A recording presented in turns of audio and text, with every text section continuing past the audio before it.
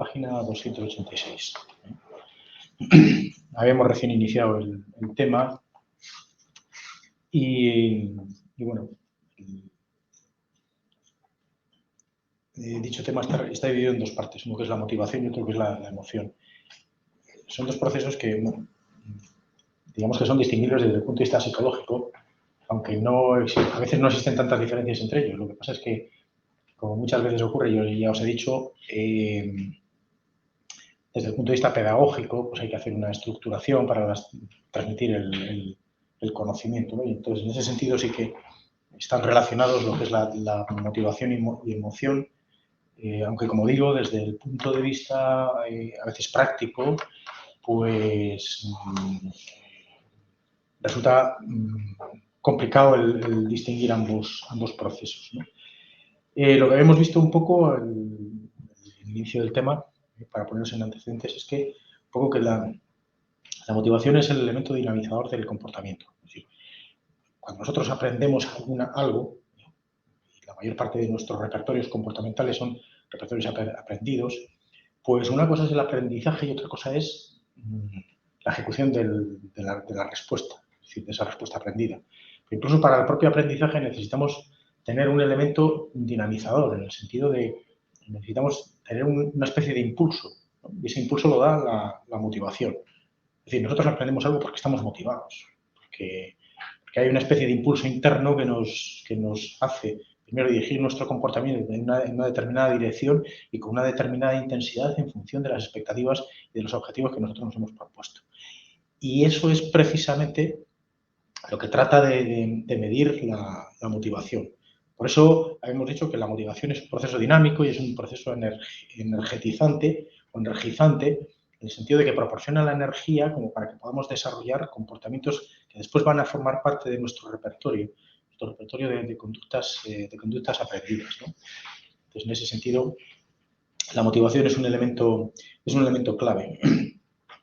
No forma parte de los primeros estudios sobre el aprendizaje, los que desarrollaron los conductistas, pero al cabo de cierto tiempo, pues los principales investigadores se dieron cuenta que había que introducir ciertos tipos de elementos que, aunque no eran observables directamente, estaban influyendo en lo que es el proceso de aprendizaje. Entonces, lo que habíamos visto en la sesión anterior, pues había sido un poco los antecedentes en el estudio de la motivación. La mayor parte de los antecedentes forman parte de lo que es la filosofía. Como hemos dicho en su momento, pues la filosofía es un poco el tronco matriz del que después, a finales del siglo XIX, se desgaja la psicología como una ciencia experimental.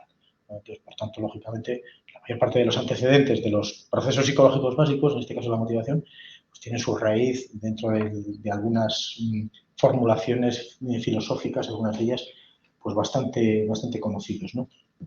Entonces vamos a seguir con lo que es el proceso motivacional. El proceso motivacional lo que tiene por objetivo es explicar un poco las causas del comportamiento de las personas, las causas del por qué tenemos determinados tipos de comportamientos. Y en ese sentido, bueno, pues ha hecho una especie de estructuración con respecto a los determinantes de la motivación. Y estos determinantes pueden ser internos o pueden ser externos, ¿no? Es decir, va a haber determinantes internos en el sentido de que, por ejemplo, una parte de la motivación está originada por la herencia. Es decir, nuestro material genético, por decirlo de alguna manera, lleva inscrito determinados elementos energizantes que van a constituir la motivación, ¿no? Otro elemento interno, otro determinante interno de la motivación es lo que se llama la homeostasis, ¿no? La homeostasis significa que nuestro medio interno tiene que tener un cierto grado de equilibrio y cuando se produce alguna alteración, pues el propio organismo tiende a restablecer ese equilibrio. Por ejemplo, la temperatura, ¿no? La temperatura, sabemos que todos tenemos que tener una temperatura más o menos constante, que cuando sube o baja en exceso la temperatura se producen efectos disfuncionales que hay que corregir de alguna manera, ¿no? Entonces, eso es lo que se denomina la homeostasis. Por ejemplo, el balance hídrico, ¿no? O sea, cuando nosotros tenemos sed, lo que hacemos es dirigir nuestro comportamiento hacia la obtención de agua que compense esa deshidratación inicial, ¿no? Entonces, eso forma parte también de lo que es el proceso de homeostasis o intento de mantener el equilibrio en el medio interno, ¿no? El crecimiento, por ejemplo, es un elemento de motivación, pero el crecimiento, no tanto el crecimiento físico como el crecimiento personal, ¿no? Después vamos a ver, por ejemplo, teorías de la motivación de Maslow, ¿no? Cómo vamos progresando en el planteamiento de objetivos, desde los objetivos básicos que constituyen lo que es la satisfacción de las necesidades primarias hasta, y una vez que están cubiertos, hasta objetivos mucho más elevados que suponen el crecimiento, es decir, el desarrollo de todas nuestras potencialidades. Entonces, el crecimiento en ese sentido es un elemento interno de la motivación. Y después hay una serie de procesos cognitivos, ¿no? Estos procesos cognitivos normalmente se van a desarrollar dentro de un contexto cultural y lo que nos van es acercar, por ejemplo, a metas, a objetivos determinados de forma social. Pero después existen determinantes externos, ¿no? Por ejemplo, el aprendizaje. Nosotros cuando queremos incrementar o modificar nuestro patrón de comportamiento, pues aprendemos conductas. Y aprendemos conductas que si no son útiles, pasan a formar parte de nuestro repertorio, ¿no? Entonces, en ese sentido, el aprendizaje es un determinante externo de lo que es la motivación, ¿no? O, por ejemplo, el hedonismo. Es decir, el hedonismo es, por decirlo de alguna manera, la capacidad o la tendencia o la pulsión que todos tenemos para buscar el placer y evitar el daño, evitar el dolor. Ese aspecto es determinante en el sentido de que nos motiva hacia determinadas fuentes que nos proporcionan placer y nos motiva también a evitar ciertas fuentes que nos proporcionan dolor. Y después la interacción social. La interacción social es un potente motivador. Somos animales sociales, de tal manera que vivimos en grupos y tenemos necesidades de relacionarnos entre nosotros. Por lo tanto, en la búsqueda de ese tipo de relaciones sociales que además nos proporcionan una fuente de gratificación importante, también es un elemento motivador de primer orden. Las secuencias del proceso motivacional. El proceso motivacional lo que os dice es que es dinámico. ¿Qué quiere decir esto? Que no se consigue en un momento determinado y se para ahí, sino que estamos motivándonos permanentemente con ciertos objetivos y conseguimos un objetivo y queremos otro y otro y otro, ¿no? Es decir, ¿por qué? Porque la consecución permanente de objetivos o la propuesta permanente de objetivos tiene un carácter adaptativo, ¿eh? Tiene un carácter de adaptación al entorno, de crecimiento, como uno de los mecanismos de la motivación, como uno de los determinantes de la motivación internos, etc. Entonces, en ese sentido, la primera etapa del proceso motivacional sería la elección de un motivo a satisfacer. En este caso concreto, motivo se puede identificar por objetivo, por el establecimiento de una meta.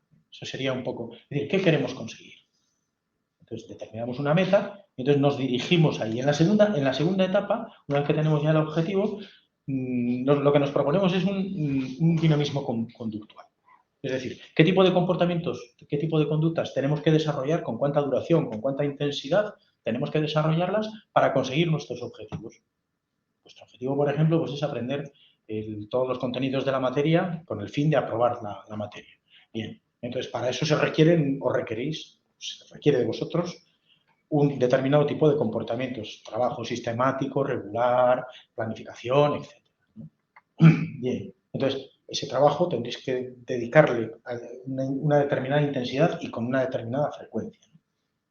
Bien, la tercera etapa del proceso de motivación sería el análisis de las acciones instrumentales. ¿Qué quiere decir esto? Que cuando nosotros ya hemos establecido un motivo y nos dirigimos a ese motivo, tenemos que verificar hasta qué punto esos instrumentos que estamos desarrollando, que estamos poniendo en práctica, nos acercan o no al objetivo. En este sentido, habría como una especie de proceso de retroalimentación permanente. Yo tengo un motivo, un objetivo, desarrollo un determinado tipo de comportamientos, una dirección, y cada cierto tiempo voy evaluando a ver hasta qué punto me voy acercando a ese objetivo. porque si no me voy acercando, pues tengo que corregir comportamientos. Esto de alguna manera, bueno, pues sería un poco el proceso motivacional, que le encontráis en la figura 7.3. Veis que en una de los apartados, en la parte de abajo, hay lo que se denomina retroalimentación. Y esa retroalimentación es precisamente la que nos proporciona información de hasta qué punto, con lo que estamos haciendo, con los comportamientos que estamos desarrollando, nos acercamos al objetivo. Bueno, principales componentes de la conducta motivada. La conducta motivada tiene que ser una conducta, en principio, que active o movilice recursos hacia un objetivo, hacia un motivo concreto, ¿no? Y en ese sentido, la conducta motivada la activación podría dividirse en acercamiento o rechazo, es decir, acercamiento si el motivo que hemos establecido es un motivo importante para vivir o para desarrollarnos, por ejemplo, o rechazo si nos encontramos con determinadas dificultades que nos proporcionan malestar, nos producen malestar. Y el otro elemento sería la dirección. Es decir, ¿en qué sentido nos conducimos? Si nosotros queremos, por ejemplo, ir a algún determinado sitio y tenemos un mapa del territorio, pues la activación sería el ponernos a andar, por establecer una analogía, ¿no? Y la dirección sería un poco el sentido que vamos a tomar, que va a tomar nuestra marcha para intentar alcanzar el objetivo que nos hemos propuesto. La activación, de alguna manera, sería el elemento energetizante, ¿no? El elemento que nos moviliza. Y tendría una serie de parámetros, como son la conducta manifiesta, es decir, qué es lo que hacemos para conseguir el objetivo. No es lo mismo lo que tenemos que hacer, por ejemplo, para aprobar una asignatura que para llegar a un punto objetivo recorriendo un determinado espacio, ¿no? Entonces, la conducta manifiesta sería la conducta que nos va a dirigir al objetivo.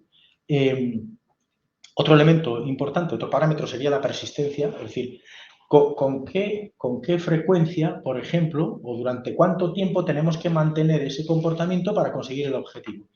Y después, el siguiente parámetro de la conducta motivada sería, de la parte de la activación de la conducta motivada sería la intensidad, es decir, con qué fuerza llevamos a cabo ese comportamiento. En este caso concreto, por ejemplo, con qué fuerza nos concentramos para intentar aprobar las asignaturas de las cuales nos vamos a examinar. Bueno, ahí os pone un par de situaciones que no vamos a ver, os lo leéis como ilustración práctica de lo que hemos explicado hasta ahora. Y después el otro componente sería la dirección.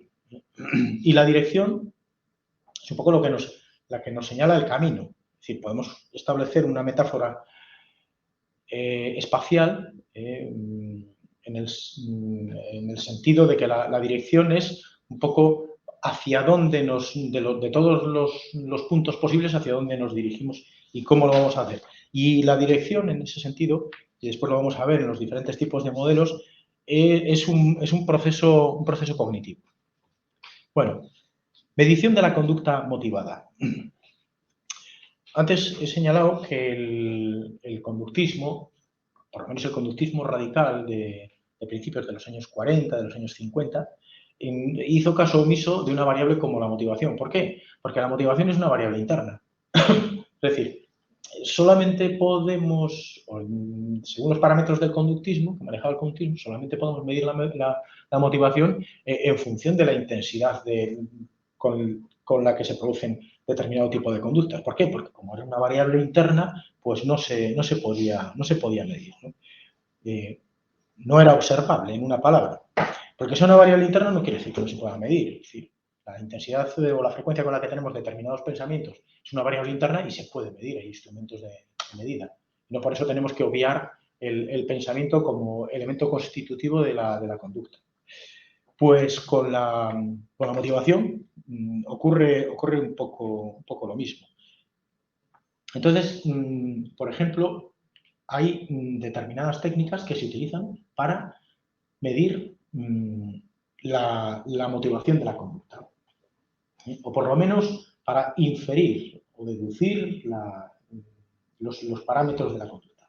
¿Cuáles serían estos parámetros de la conducta motivada? Bueno, pues el primero es la tasa de respuestas.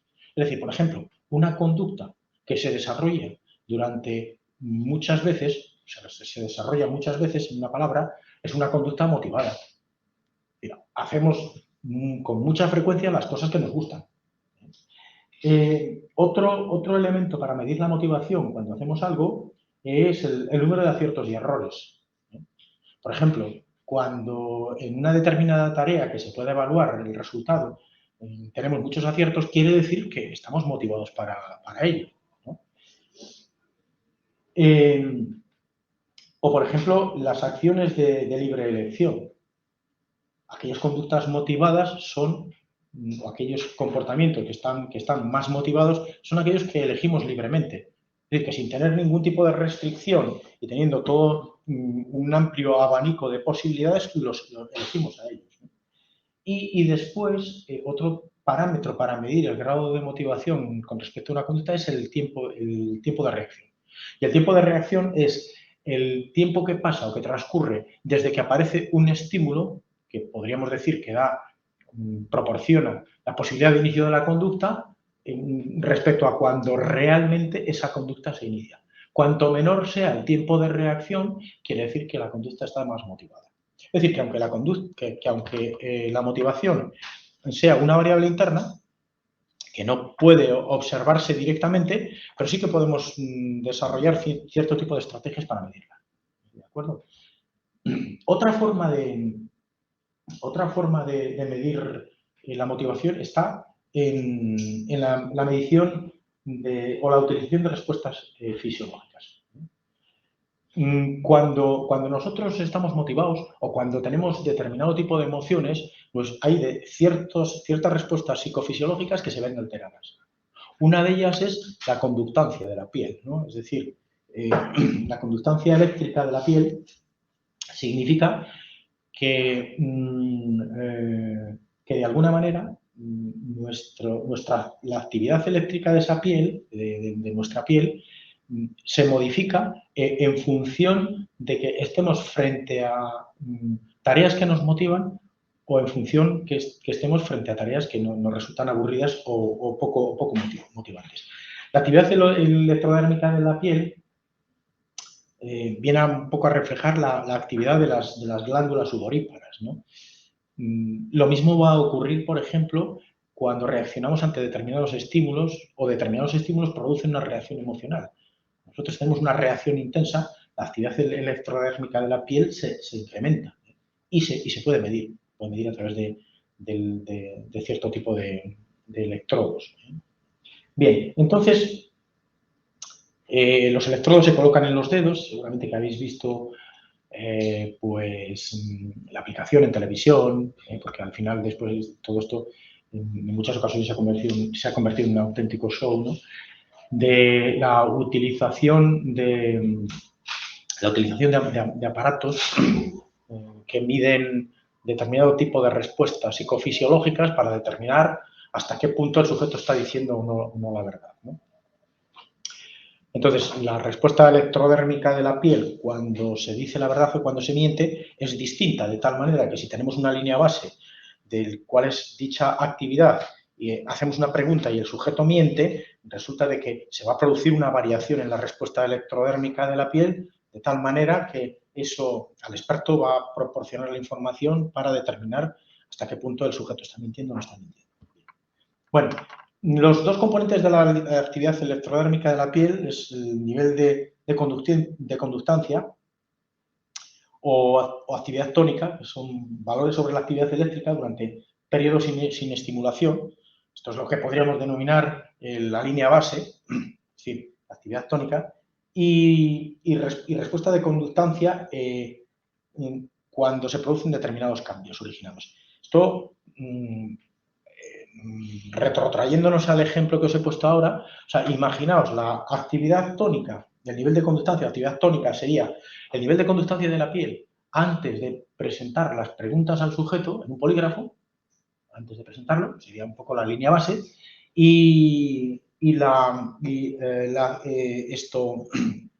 la actividad fásica sería una vez que le hemos hecho la pregunta y que ha emitido la respuesta. Entonces, en función de la variación en los parámetros de la actividad tónica y de la actividad fásica, como digo, el experto en poligrafía puede determinar hasta qué punto el sujeto está mintiendo o no está mintiendo. Bueno, parámetros, por ejemplo, que se utilizan, que los tenéis aquí en la figura 7.4 de la página 291. Pues los parámetros que se utilizan, por ejemplo, es la amplitud o la intensidad de la respuesta. La amplitud es, dentro de esa especie de onda sinusoidal, es la altura que puede alcanzar el pico máximo. Cuanto mayor sea la amplitud de respuesta, mayor es el elemento motivador, si lo que estamos midiendo es la motivación. Otro tipo de parámetros es la latencia. La latencia es el tiempo que tarda en emitirse una respuesta desde que se produce un estímulo. Cuanto menor sea la latencia, mayor es el comportamiento motivado, es decir, más ganas tenemos de hacer ciertas cosas, ¿no? Y después está la duración, ¿no? Es decir, la duración sería un poco el tiempo que transcurre entre el comienzo de la respuesta y su finalización. Y lo mismo, cuanto mayor sea la duración, mayor es, digamos, la intensidad motivacional o la intensidad del comportamiento motivado. Otro de los parámetros psicofisiológicos que se utilizan para medir la motivación es la tasa cardíaca. La tasa cardíaca generalmente se mide a través de sensores electrocardiográficos que nos dan no solamente la tasa cardíaca, sino también otra serie de parámetros. Y en función de la amplitud, de la intensidad, de la duración de esos parámetros, podemos medir también si un comportamiento está motivado, poco motivado o altamente motivado. Bueno, entonces hemos visto que aunque la motivación sea una variable interna, se puede medir. Por lo menos se puede medir indirectamente a través de una serie de parámetros y a través de una serie de indicadores psicofisiológicos. Vamos a ver ahora los tipos de motivos. Bueno, en la tabla 7.1 tenéis los niveles de actividad y de motivación. Algunos de ellos ya los hemos visto anteriormente, y las estructuras neuroanatómicas implicadas en esos procesos. Los tipos de motivos. Existirían, digamos, podríamos distinguir entre tres tipos de motivos, o tres tipos de motivaciones, mejor dicho. Porque motivos hace referencia a objetivos. Tres tipos de motivaciones. Habría una motivación de tipo cognitivo. Por ejemplo, la motivación de tipo cognitivo se basaría en la formulación de expectativas de logro, por ejemplo, con respecto a ciertos objetivos que nos impulsarían a desarrollar determinados comportamientos. Habría una motivación biológica o primaria que tendría como objetivo el satisfacer necesidades básicas de supervivencia, y habría una motivación social o secundaria, y esto sería una motivación aprendida. Bueno, la motivación social estaría estrechamente relacionada, la motivación social o secundaria, estaría estrechamente relacionada con la consecución de objetivos de integración dentro de nuestros grupos de referencia. Es decir, supondría una especie de adaptación al entorno social del que partimos. Los motivos básicos, los motivos primarios. Los motivos primarios, en principio, están determinados genéticamente. Es decir, son imprescindibles para la supervivencia. Están inscritos, por decirlo de alguna manera, dentro de nuestro código genético, de tal manera que no tenemos que aprenderlos. No hay que aprenderlos. Son universales. Incluso son universales no solamente de nuestra especie, son universales de todas las especies vivas. Son absolutamente imprescindibles para la supervivencia. y por tanto, están determinados de forma genética. Dentro de los motivos primarios más importantes está el hambre y la conducta de comer. Fijaos que todos los motivos primarios tienen como objetivo el mantenimiento de la homeostasis, todos. Es decir, nuestro devenir cotidiano genera nuestro dinamismo, el dinamismo de nuestro comportamiento, genera la satisfacción permanente de necesidades. ¿Para qué? Para restablecer el equilibrio que la realización de esas actividades conlleva. Necesidades hídricas, necesidades de sueño, necesidades de alimentación, etc. Entonces, en ese sentido, necesitamos restablecer el equilibrio. Es un proceso, la satisfacción de las necesidades primarias es un proceso homeostático. Entonces, el hambre se produce porque existe un déficit de productos nutritivos, de sustratos nutritivos. Entonces, el organismo cuenta con determinados indicadores que nos señalan el hambre, pero también otros indicadores que nos señalan la saciedad.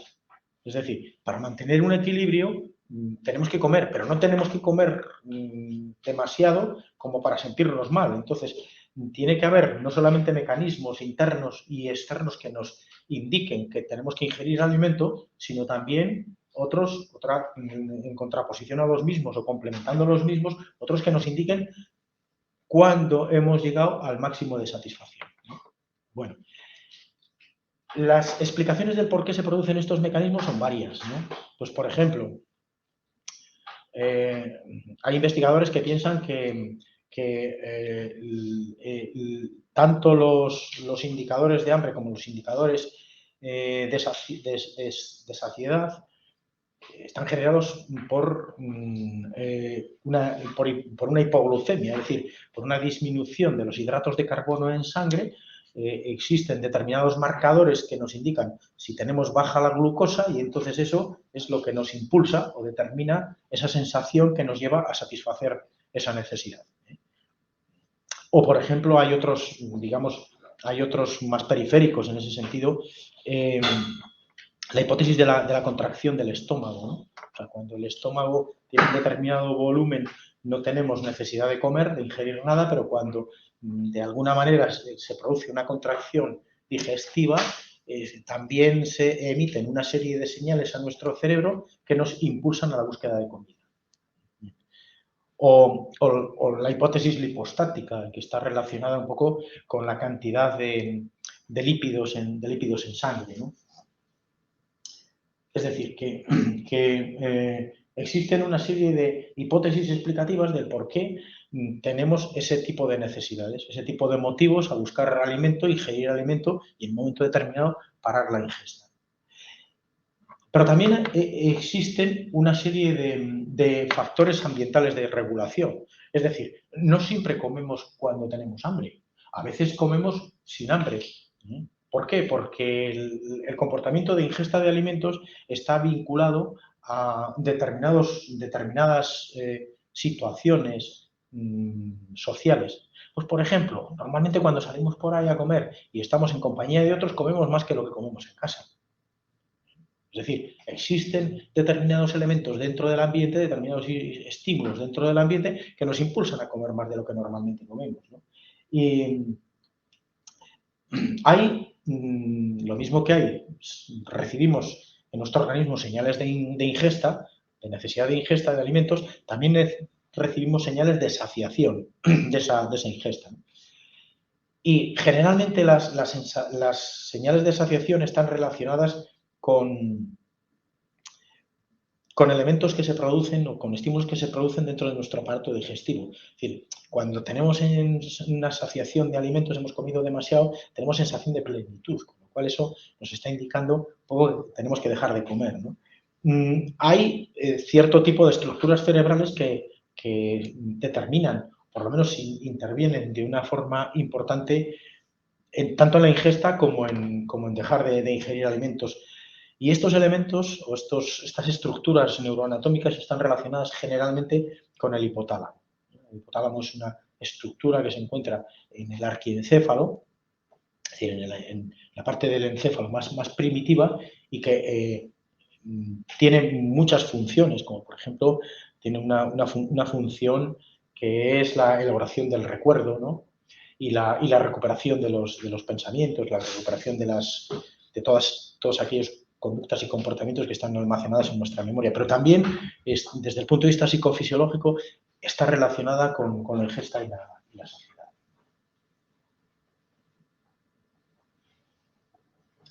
El segundo motivo primario es la sed. La sed y su correspondiente satisfacción, que es la conducta de beber, el comportamiento de beber. Generalmente, el cambio que se produce cuando nosotros tenemos sensación de sed es un cambio originado a nivel intracelular. Es decir, cuando se pierde una determinada cantidad de líquido, el medio acuoso intracelular disminuye en cantidad, ¿no?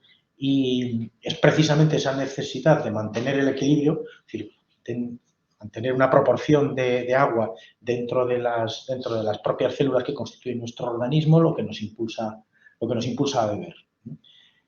Y lo mismo, el comportamiento de beber, la conducta de beber, está regulado por señales. Y la saciedad la saciedad también está regulada por otro tipo de señales en sentido contrario. En nuestro organismo tenemos una especie de receptores celulares que se denominan osmorreceptores. Esos osmorreceptores son mecanismos fisiológicos que nos indican cuándo se ha roto ese equilibrio que es necesario para la vida. De tal manera que en el momento que se rompe ese equilibrio, es decir, el balance entre la cantidad de agua que tienen las células dentro y la que tienen fuera, es cuando empezamos a experimentar señales de sed. Lo mismo que la saciedad, es decir, llega un momento en que hemos ingerido tal cantidad de líquido que el balance se ha restablecido, o sea, se ha restablecido el punto ese homeostático de equilibrio y el propio organismo nos manda señales interoceptivas de que dejemos de desarrollar ese tipo de comportamiento. Otros motivos básicos o primarios, por ejemplo, es el sueño. Es decir, estos motivos ya, o la motivación sexual, ¿no? Estos motivos están relacionados con el mantenimiento de la energía. Es decir, necesitamos conservar una determinada cantidad de energía dentro de nosotros para desarrollar nuestras actividades cotidianas. Por tanto, también tenemos que determinar cómo satisfacemos esas necesidades. Otros motivos básicos, por ejemplo, son el motivo de protección. Necesitamos sentirnos protegidos. Sin embargo, por ejemplo, muchos de estos motivos, la protección y el desarrollo de comportamientos agresivos para marcar nuestro propio territorio, la motivación sexual, etcétera, muchas veces no están tan determinados desde el punto de vista genético como determinados por elementos culturales, en una palabra, ¿no? Bueno, esto sería lo que podríamos denominar un recorrido rápido de lo que son los motivos primarios. Esos motivos que están determinados genéticamente, que no son aprendidos, que son absolutamente imprescindibles para la supervivencia y para el mantenimiento del equilibrio del medio interno, ¿no?, que constituye todos nuestros organismos. El segundo tipo de motivos serían motivos sociales o motivos secundarios. Y los motivos sociales, estos sí que son aprendidos, es decir, no venimos genéticamente predeterminados a que nos guste hacer determinadas cosas, sino que el contexto social en el que nos educamos, en el que nos criamos y crecemos, nos proporciona información para ir asimilando dichos motivos, ¿no? Los motivos secundarios ejercen un influjo sobre la persona y su comportamiento muy, muy importante. ¿Por qué? Pues porque determinan nuestra capacidad de adaptación a un entorno social. nuestra consecución de metas, de logros, y que eso afecta a su vez a la percepción que tenemos de nosotros mismos, ¿no? Bueno, uno de los motivos secundarios más importantes es el motivo de logro. Es decir, el motivo de logro podríamos definirle como esa tendencia que impulsa a las personas, obviamente en diferente grado en función de la propia persona, a conseguir metas que sean valoradas de forma social, es decir, que tengan una relevancia social importante. Ese sería la motivación de logro. O dicho de otra forma, el motivo que nos lleva a persistir en ciertos comportamientos hasta adquirir un grado de excelencia en los mismos, en la ejecución de los mismos, que sea socialmente valorado, ¿no? Por ejemplo, características que presentan las personas que tienen motivación de logro. Fijaos que en la motivación de logro, así como todos necesitamos comer, necesitamos beber, y eso, hombre, también existen diferencias individuales en función de nuestra propia constitución, pero el motivo de logro podríamos establecerlo dentro de un determinado continuo. Es decir, las personas podríamos organizarnos o ubicarnos dentro de ese continuo en función de nuestra motivación de logro, la motivación de logro que tengamos. Entonces, en ese sentido, existen personas que tienen una alta motivación de logro y existen personas que tienen una baja motivación de logro. No es ni bueno ni malo, simplemente que tienen objetivos distintos y que su energía la dedican o la distribuyen de diferente manera. ¿Cuáles son las características de personas que presentan una motivación de logro elevada? Bueno, pues normalmente las personas que presentan puntuaciones elevadas en las pruebas de motivación de logro, pues generalmente son creativas, buscan la excelencia, necesitan sentirse triunfadoras, son emprendedoras. Esta es una parte importante. Mira, descartan tareas demasiado sencillas o excesivamente difíciles. Es decir, descartan tareas excesivamente sencillas porque son competitivos y necesitan probarse a sí mismos y establecer ciertos retos, pero no quieren tareas demasiado difíciles porque no les gusta fracasar. Eso conllevaría una quiebra del concepto que tienen de sí mismos y, por tanto, buscan tareas que no sean demasiado fáciles porque no satisfarían, o sea, no estarían satisfechas sus necesidad de establecer nuevos desafíos, pero tampoco les gusta fracasar, por lo cual elegirían tareas demasiado difíciles, ¿no? Son persistentes, se interesan, por ejemplo, por elementos de retroalimentación, es decir, llevan a cabo comportamientos y verifican más o menos de forma constante o permanente los resultados de sus comportamientos, ¿no? y asumen riesgos, ¿no? En general son personas que no tienen o por lo menos que no tienen tanta aversión al riesgo como las personas que tienen una escasa o baja motivación de logro. Es decir, las personas que tienen motivación de logro están orientadas hacia la consecución del éxito. Es decir, el objetivo básico es ese. Y entonces, de alguna manera, buscan desafíos, buscan retos.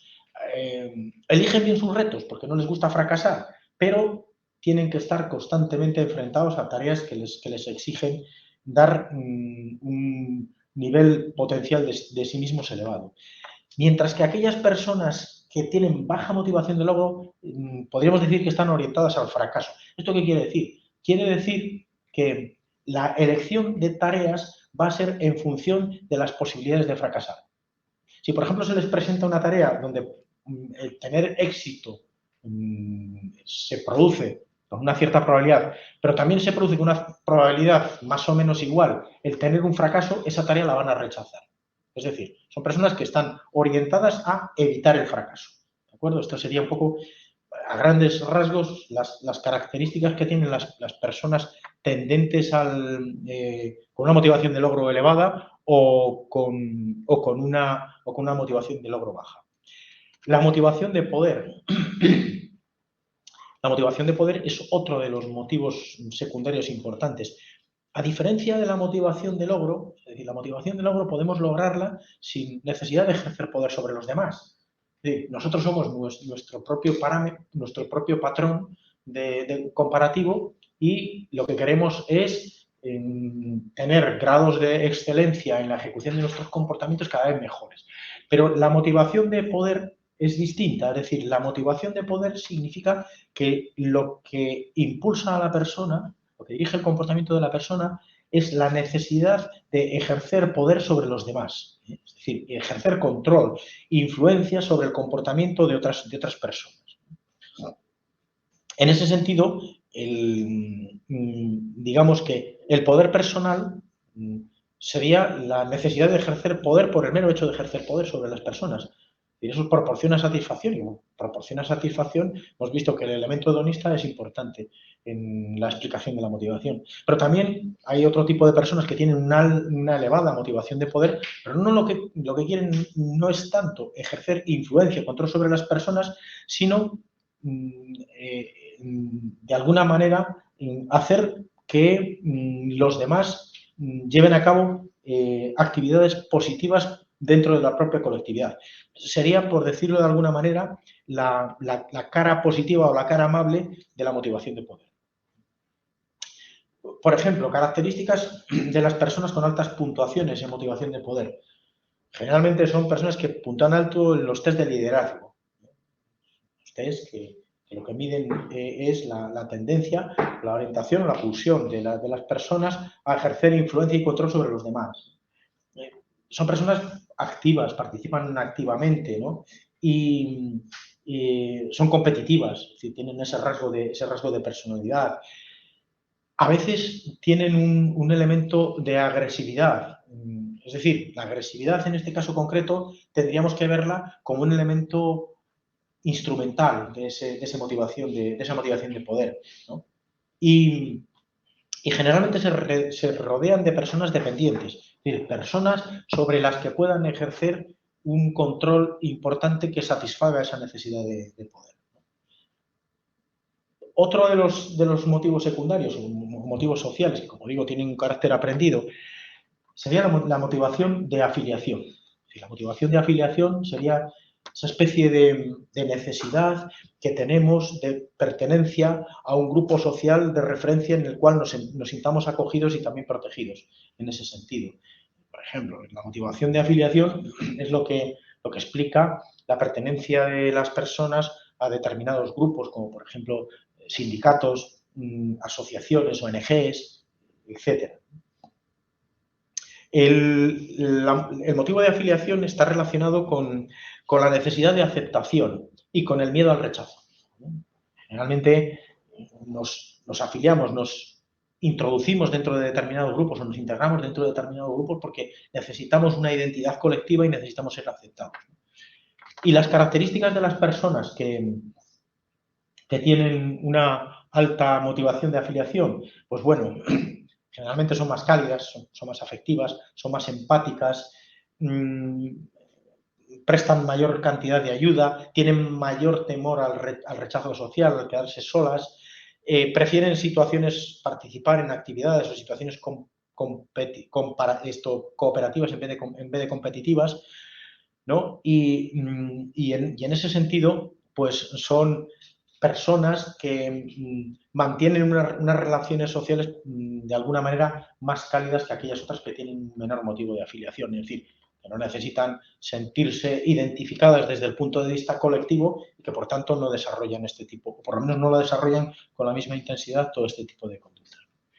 Otros motivos secundarios, pues sería la conducta de ayuda, la difusión de responsabilidad, ¿no?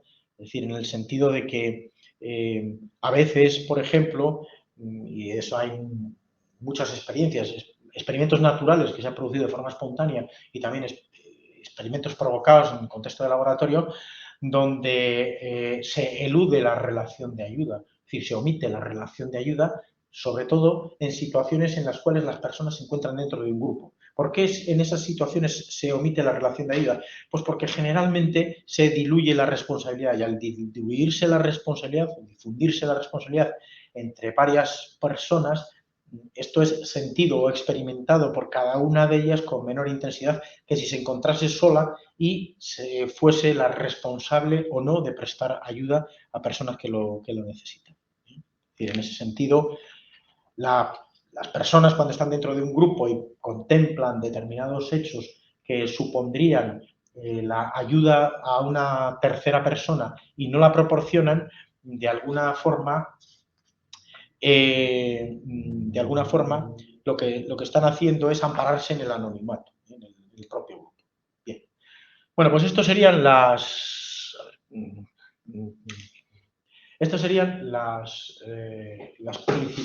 principales motivos primarios y los principales motivos secundarios, ¿no? Vamos a ver un poco las teorías que tratan de explicar cómo se produce el proceso motivacional. De alguna manera, hemos hablado antes de ellas, ¿no? Por ejemplo, habría un modelo homeostático. El modelo homeostático trataría de explicar la motivación a través de la necesidad del restablecimiento de ciertos desequilibrios que se producen en nuestro devenir cotidiano, ¿no? Pues, por ejemplo, los motivos primarios podrían ser explicados por estas teorías, por estos modelos homeostáticos, el restablecimiento del equilibrio de un medio interno, ¿no? Pero hay otro tipo de digamos, de explicaciones o de modelos teóricos que no se basan tanto en la satisfacción de necesidades básicas. Y de esta clase es un poco el modelo de Maslow, que es un modelo muy conocido, seguramente que habéis oído hablar de él, de la pirámide de Maslow, y que lo que trata es de la satisfacción de una serie de necesidades, pero jerarquizando esas necesidades.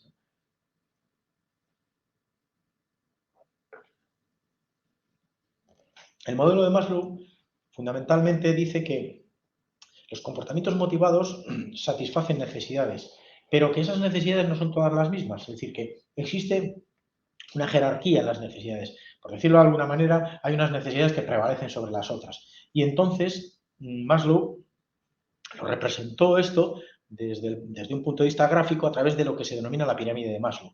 Y la pirámide de Maslow lo que pretende es señalar que existen unas motivaciones, unos motivos superiores y existen unos motivos inferiores. Dentro de lo que es la estructura de la pirámide, la base está constituida por lo que podríamos denominar motivos básicos, ¿no? O motivos inferiores.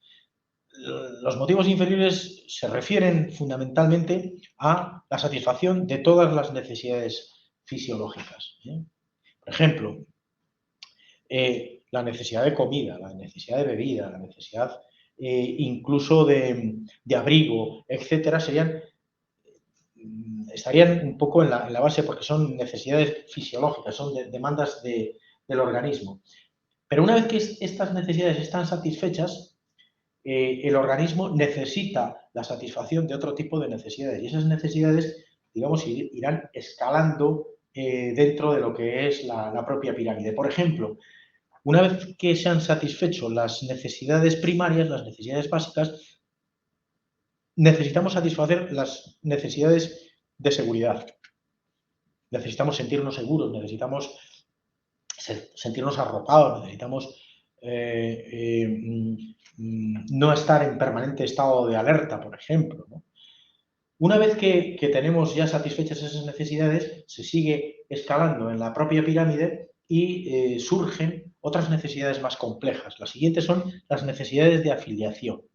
Y las necesidades de afiliación significan que nosotros tenemos que tener unos referentes colectivos a través de los cuales nos sintamos protegidos y nos sintamos identificados, ¿no? Si no lo tenemos, por ejemplo, pues se producen o bien comportamientos hostiles o fundamentalmente comportamientos ansiosos. Entonces, por ejemplo, las necesidades de afiliación se satisfacen a través de la amistad, de las muestras de afecto, de la pertenencia a ciertos grupos de referencia, etc. Si ese tipo de necesidades las tenemos satisfechas, las siguientes serían las necesidades de estima o de reconocimiento. Es decir, esa necesidad que tenemos todos de sentirnos valorados. Y de sentirnos valorados quizá no en términos generales, sino por aquellas personas de referencia que para nosotros resulten importantes. Y por último, estarían las necesidades de autorrealización. Las necesidades de autorrealización en la cúspide de Maslow, en la pirámide de la cúspide de Maslow, serían la satisfacción de todas aquellas necesidades que nos proporcionan una concepción buena, un concepto bueno de nosotros mismos. Crecimiento personal, por ejemplo, consecución de metas, pero de metas ya no se refiere a metas materiales, sino a metas, lo que podríamos denominar en la terminología actual, metas posmateriales, ¿no? Entonces, el modelo de Maslow pues, es un modelo que se ha puesto, se ha utilizado, ¿no? En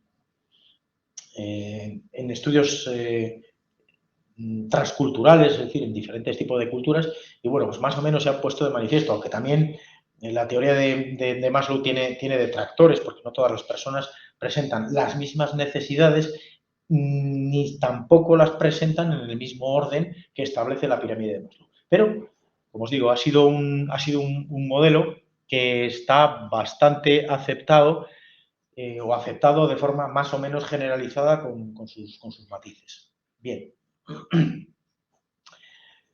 Hemos visto que hay teorías centradas en las necesidades. Las teorías centradas en las necesidades serían las teorías homeostáticas, los modelos homeostáticos, ¿no? Y la jerarquía de necesidades de Maslow, que se deriva de los anteriores, pero estructura de otra manera. Existen otro tipo de modelos que es lo que podríamos denominar los modelos cognitivos de la motivación. Los modelos cognitivos se basan en procesos mentales internos, ¿no? que todos los seres humanos tenemos. Por ejemplo, el establecimiento de expectativas, atribución de logros, etc. Es decir, procesos que nos ayudan a establecer objetivos y a dirigirnos hacia determinadas metas, el establecimiento de planes, ¿no?